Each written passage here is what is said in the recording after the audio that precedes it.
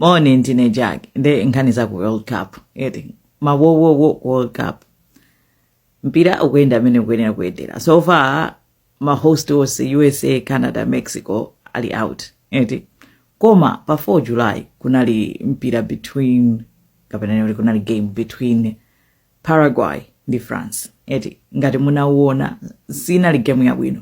It was game ina yake yoti koda kupanga bwanji eti before game goalkeeper wa Paraguay choyamba yomwe ananena chonena kuti tikupita kukamenya mpira ndi timu ya ku Africa kunena France eti nanga simu French team muli anthu akuda koma almost like kuwapanga antagonizing ngati kuti basi kufuna ka hit ka tension kena kake.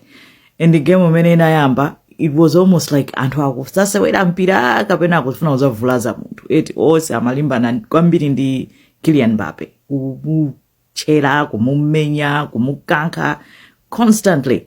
And chodabwisa kwambiri chonena kuti referee analipompo right amakauta alipompo kuma referee amango ayang'ana samapanga kalikosi zizomuoneka ngati kuti akufuna kuti Mbappe apange react akapanga react apaside red card amtuluse ziyozoti kuti what are they doing gulusi kuoni kuti lili ndi target nali Mbappe nde khanga ndiso Mbappe wanazayiwerenga kuti fanzi ufuna kuti nditulutsitse nde amango athawa eti mene munthu umayenera kuwathawira adani pa dziko lapansi kuti alekeni basi ose aja focus ukhala iyeyo zosakhala bwinoyi mpaka anapezeka kuti a France analandira penalty. Well, amayenera kumenya penalty and anaponya penalty yo anali Mbappe. Even nthawi imene amakamenya chigoli cha penalty cho pungwe ukhaoka nothing was good going on agolesa France nde a Paraguay nde anakwiya athu na chigulu chicho chongobwera ngati kuti achifwamba bazo sapanga sozanga za mpirayi anakwiya kwa basi koma kumango mududa kumukankha kutani yeye chamangoseka nkwathawa eti mpaka game yatha France yawina. It went through pamene Paraguay yadomoledwa. They are out and I'm glad they're out because mpira wao sunali osangalatsa. That was too violent, too savage. Zosakhala bwino zochititsa manyazi and anthu ambiri have also said the same and they're questioning kuti why referee sanapangepo kanthu amangokhanga kuti awayang'ana kumbali. That was very strange.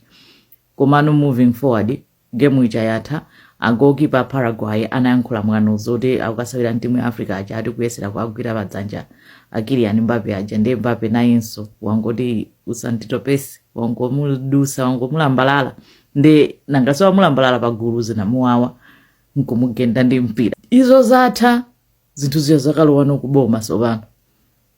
Senator wa ku Paraguay dzina lake Celeste Amarillo wadani wapita kukale Mbappe X akuti kulala atatu kumulandira Kylian Mbappe.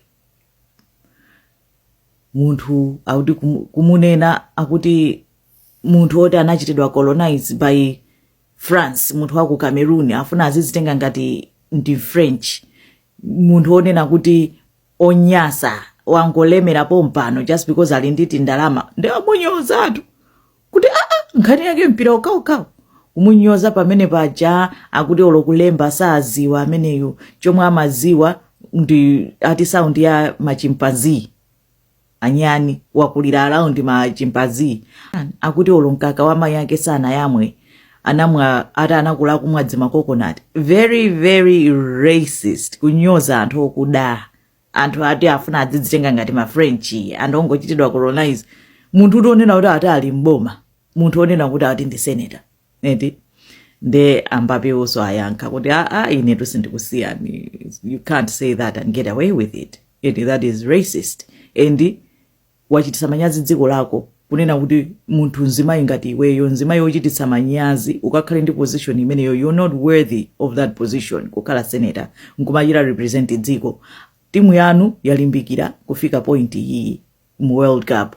But unfortunately, people will not remember the efforts of the team. People will remember zomwe wankhula zopanda pakezo zofuna kupewelesa racism and no ndikukukanira racism yako wamuyankha mpaka naso French Football Association yalowerera no uyu nzimayi iti musumira criminal charges. That is racism. Why would she do that? Akuyankhula zimenezo zotanthauza chani anthu ndi ma French players and they are French kaya ndokuda kaya ndotani so what.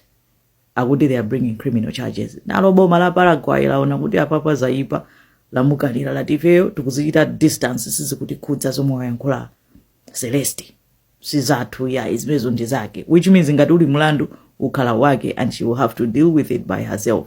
Kuti racism anthu mpaka na umachita fika pamenepo kumuda munthu mpaka na kukalemba zonsezo munthu ugwira ntchito mboma as a representative wa boma uli mchipani uli chani zochitisa manyanzi kwa basi kunena kuti it's you know padziko la basi racism ilipo koma kumafika po malemba ngati zimezo apapa kuyaluka kukhoza kuchita affect career yake yonse just because she could not control herself. Imagine that. And aliyese no tamuziwa inese nikazi woti kaya kuli muntu zina, but now she has put it on the map for the very wrong reasons. Ndeya Celeste mena aona kuti zinthu zikuoneka ngati zatembenukira zithina akusintha nkhani. Abweranso atulusa open letter akumulembera Mbappe akuti apepese. Mbappeyo akuti how dare he kumunena iyeyo kunena kuti nangasiwa munena kuti despicable woman yeti akuti akunyoza azimayi akunyoza gender inayo amunyoza bwanji gender munthu onena kuti sakumudziwa apepese otherwise amusumira zoti it doesn't even make sense yeti koma kwinako nanga atani mwina kusowa po bisala akiri yani akadachinyabe ziko kwa vipi.